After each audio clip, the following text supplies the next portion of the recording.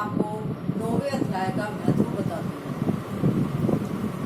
महादेव जी बोले, पार्वती अब मैं आदर पूर्वक 9वें अध्याय का महत्व वर्णन करूँगा। तुम स्थित होकर सुनो। नर्मदा के तट पर महिषामती नामक एक नगरी है। वहाँ माधव नाम के एक ब्राह्मण रहते थे जो वेदों के तत्व और समय समय पर आने वाले अतिथियों के प्रेमी थे। उन्होंने विद्या के द्वारा बहुत धन कमाकर एक महान यज्ञ का अनुष्ठान आरंभ किया। उस यज्ञ में बलि देने के लिए एक बकरा मंगाया गया। जब उसके शरीर की पूजा की गई तब सबको आश्चर्य में डालते हुए उस बकरे ने हंसकर ऊंचे स्वर में कहा, ब्राह्मण, इन बहुत से यज्ञों द्वारा क्या लाभ?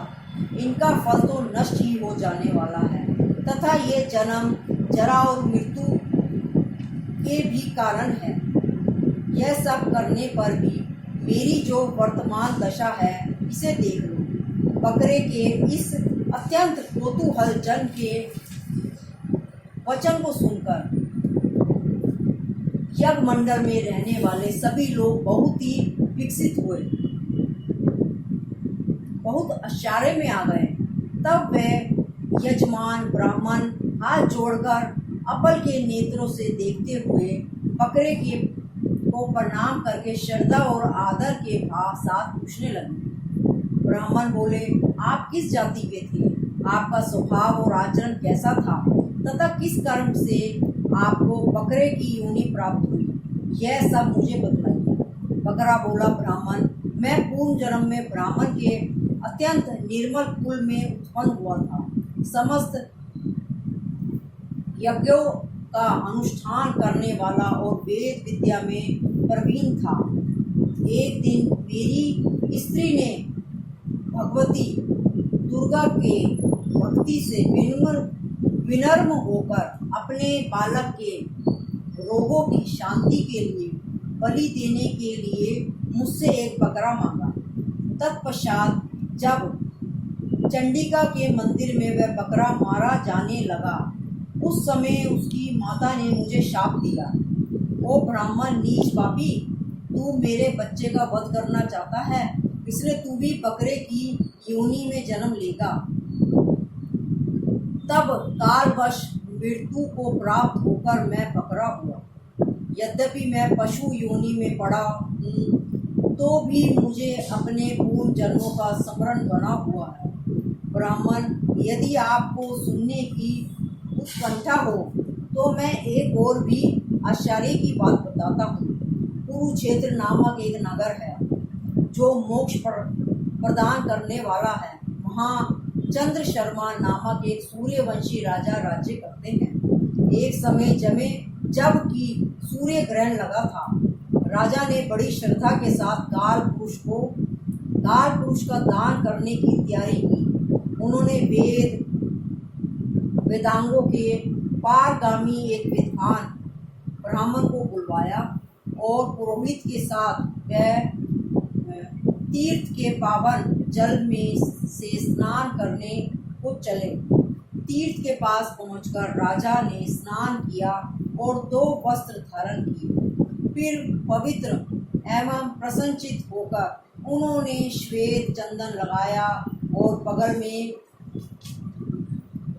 खड़े हुए पुरोहितों को हाथ पकड़कर मनुष्यों से घिरे हुए अपने स्थान पर लौट आए। आने पर राजा ने विधि से भक्ति पूर्वक ब्राह्मण को काल पुरुष का दान दिया। तब काल पुरुष का हृदय चीर कर उसमें एक पाप आत्मा चंडाल प्रकट हुआ।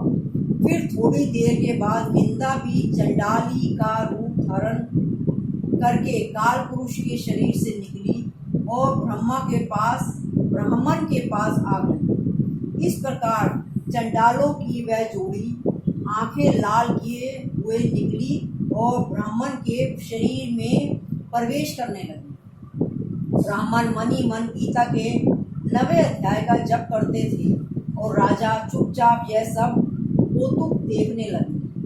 ब्राह्मण के अंतकरण में भगवान गोविंद शयन करते थे, वह उन्हीं का ध्यान करने लगे। ब्राह्मण ने जब गीता का 9वां अध्याय जप करते हुए अपने आश्रयभूत भगवान का ध्यान किया, उस समय गीता के अक्षरों से प्रकट हुए विष्णु दूतों द्वारा पीड़ित होकर वे दोनों चंडाल भाग चले।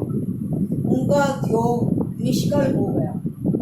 इस प्रकार इस घटना को प्रत्यक्ष देखकर राजा के नेत्र चकित हो गए। उन्होंने ब्राह्मण से पूछा, विप्रवर, इस महाभयंकर आपत्ति को आपने कैसे पार किया? आप किस प्रकार मंत्र का जप तथा किस देवता का स्मरण कर रहे थे? वह पुरुष तथा वह स्त्री कौन थी? वह दोनों कैसे उपस्थित हुए? फिर वह शांत कैसे हो गए? यह सब आप मुझे बताइए। ब्राह्मण ने कहा, राजा, चंडाल का रूप धारण करके भयंकर पाप ही प्रकट हुआ था तथा वह स्त्री निंदा की साक्षात मूर्ति थी। मैं इन दोनों को ऐसा ही समझता हूँ। उस समय मैं गीता का 9वें अध्याय के मंत्रों का माला जपता था। उसी का महत्व है कि सारा संकट दूर हो गया। महीपते, मैं नित्य ही गीता का 9वां अध्याय का जप करता हूँ।